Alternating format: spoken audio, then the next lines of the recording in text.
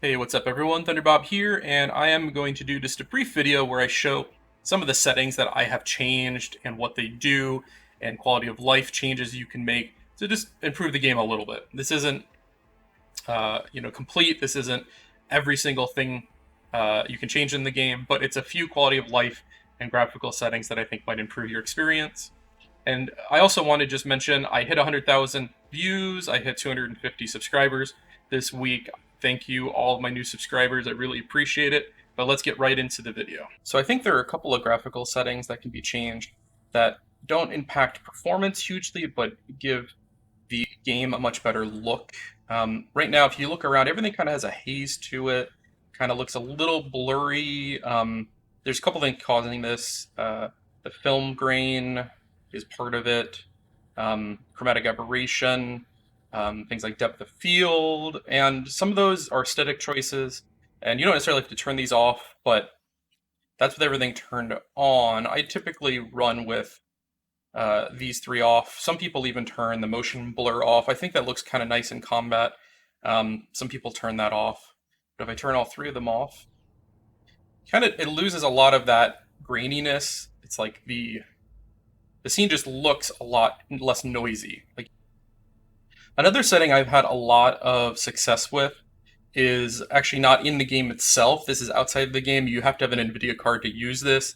There's a sharpening filter that NVIDIA provides, and I'm going to show you the difference. I can't actually bring it up all in game. I'm going to show you the difference with it on and off. Right now it's on, and what I want you to focus on is where it says security warranty void if removed, and kind of that area where the text is. This mostly impacts the readability of things and just the clarity on certain things. So I'm going to go into my game filter menu, and I'm going to turn it off. And you notice there's just a little bit less clarity on that image. I turn it back on, and all the lines become a lot easier to read. Look at on the left, like where the serial number C34D is and the triangle. All the edges become a lot clearer. And from my testing, this impacted performance minimally, maybe 1 frames per second, and it's really hard to even tell if that's just an aberration. There's so many things that change in a scene.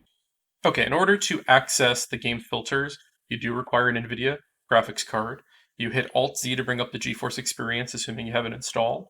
This is the same place where you can do instant replays, recording, broadcasting. Some people use this for streaming. But there's this little button here, Game Filters. You can also access it by hitting Alt F3. Inside here are a ton of filters.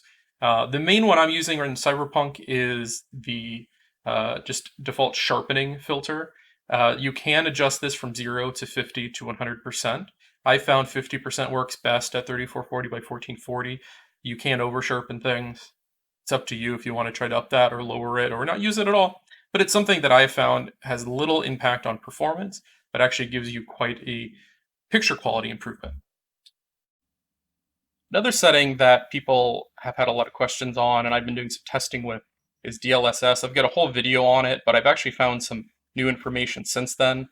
I've been keeping it on auto now, and basically what it seems like auto does is it will cycle between the different settings, quality, balance, performance, ultra performance, depending on the needs of that scene, while trying to maintain 60 frames per second. I would generally run this auto if you have a system good enough that it will stay out of the performance and ultra performance range. If you notice that the picture looks a little blurry or is not, it's having some graphical glitches, and it's in auto, what may be happening is it may be cycling to these ultra performance and performance modes. If that's happening, you may want to just leave it on balanced or quality. You'll get a little bit lower frames per second, but I think the image quality improvement is enough to make that change. For the most part, though, I would leave it on auto if you've got a system that can maintain a picture quality that you're happy with. If you've got, if you want the best of the best, you can turn it off completely. I personally don't see much difference between quality and off, other than I drop about 40 frames per second. So that's your choice. There's a whole nother video where I demonstrate some of the differences in frames per second, but I would generally keep this on auto. One other setting that can make a pretty big difference I found, especially if you're on an older card that cannot maintain DLSS, a 1080, a 1070, is this cascaded shadow resolutions. If I turn off DLSS and I adjust this from low to high, I get about a 10 to 20 frames per second difference. It's less noticeable with DLS enabled or at lower resolutions. But if you're having some issues, especially if you can't run DLSS, this might be a setting, this cascaded shadow resolution, where I'd move from high to medium, and actually the difference in quality is very minimal, I found. There's two other settings that actually fall under the gameplay menu up here that may impact performance also. Crowd density. If you're getting really bad performance in the city streets, this is one that you could mess with. Um, and also slow hard drive mode. I'm running an NVMe, a rather fast one, so I haven't messed with this, but if you're on like a non-SSD traditional hard drive, this might be an option to mess with. And I think it'll impact the streaming that's going on from your hard drive to the game. Okay. A couple of settings beyond graphics that you might want to mess around with that I've adjusted that will help with quality of life. First off, difficulty, I've kept it at normal, but I think I'm going to bump it up. It's a little easy on normal to the point where I don't really have to utilize a lot of the tools available. I might see how one of the harder difficulties is, and keep in mind you can change this on the fly without any repercussions. So if it's too easy, bump it up. If it gets too frustrating, you can lower it again. By default, aim assist is on PC also. I found this rather frustrating. I turned this off. I don't really like aim assist. It kind of would drag my cursor around, and it actually was kind of distracting. I did leave it on for melee combat, as sometimes like the enemies are kind of floating around you. It's helpful. And then scrolling down here, one that I found kind of nice is the skipping dialogue. Not every line said by every NPC in the game is that important, and I found I've skipped some things. By default, it's set to skip by line, where you have to hit C every time you want to skip something. I would do continuous skip. This is more like a fast forward. Let's say that this is a non-story important mission, and you really just want to get into the action. You can then hold the letter C instead of tapping it, and it'll let you basically fast forward through a conversation. One last setting for those streamers out there. If you are worried about monetizing your content, there is a disable copyrighted music option. I've actually turned it off because none of my videos are currently monetized. I really don't care about that. I don't have ads on my channel. My channel is really more just for sharing kind of what I'm interested in.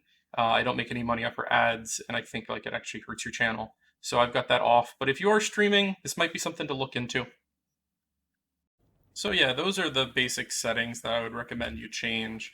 Some of them aren't going to impact performance that much, but actually I think clean up the picture quality and make the game just overall look better.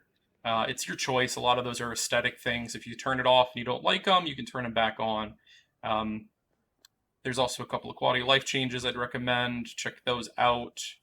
And if you like this, I've got quite a lot of Cyberpunk 2077 videos I've done. I've got one with some comparisons for DLS performance. I've got a full playthrough that I am putting together, and yeah, I'll see what else I can do.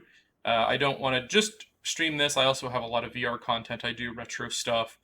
Check out some of it if you like it. Think about subscribing. I really, really appreciate every subscriber I get.